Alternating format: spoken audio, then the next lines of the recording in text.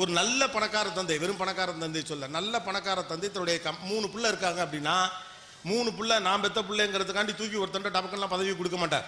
அந்த 3 பிள்ளைகளிலும் எவன் இந்த சாம்ராஜ்யத்தை சரியாக நிர்வகிப்பான், எவன் இந்த நிர்வாகத்தின் மூலமாக கிடைக்கக்கூடிய பணத்தை மற்றவர்களுக்கும் பகிர்ந்து கொள்ள தயாராக இருப்பான், தான் மட்டும் உண்டு வாழாமல் மற்றவர்களையும் சேர்த்து அழைத்து செல்ல வேண்டும் என்ற நல்ல மதியோடு இருக்கக்கூடிய பிள்ளை யாருன்னு பார்த்து, அவன் கடைசி பிள்ளையா இருந்தாலும் பரவாதான், மூத்தவங்க 2 பேர் பெரிய சண்டைக்கே வந்தாலும் பல்ல கடிச்சுக்கிட்டு நின்று கடைசி பையன் கையில தான் கொடுப்பாரு. ஏன்னா இவன் கையில கொடுத்தா தான் உருப்புடுன்னு அவருக்கு தெரியும்.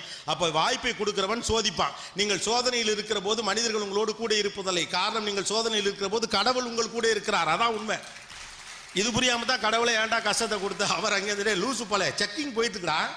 ஆன் த ப்ராசஸ்ரா, நீ என்னடா அதுக்குள்ள போயிட்டு இவ்வளவு திரும்ப வந்துட்டு எனக்கிட்டே வந்து கொடுக்குற பிரச்சனையை கொடுத்தவன். நீங்க கடவுளோ இயற்கையோ ஏதோ ஒன்றை நம்பக்கூடிய ஆளாக இருப்பீர்கள். அப்ப உங்கள் வாழ்வு வழக்கத்திற்கு மாறாக ஒன்று நடக்கிற போதெல்லாம் இடிந்து நீங்கள் உட்கார்ந்து ஏன் இப்படி நடக்கிறது, ஏன் இப்படி நடக்கிறது, காரணத்தை தேடாதீர்கள்.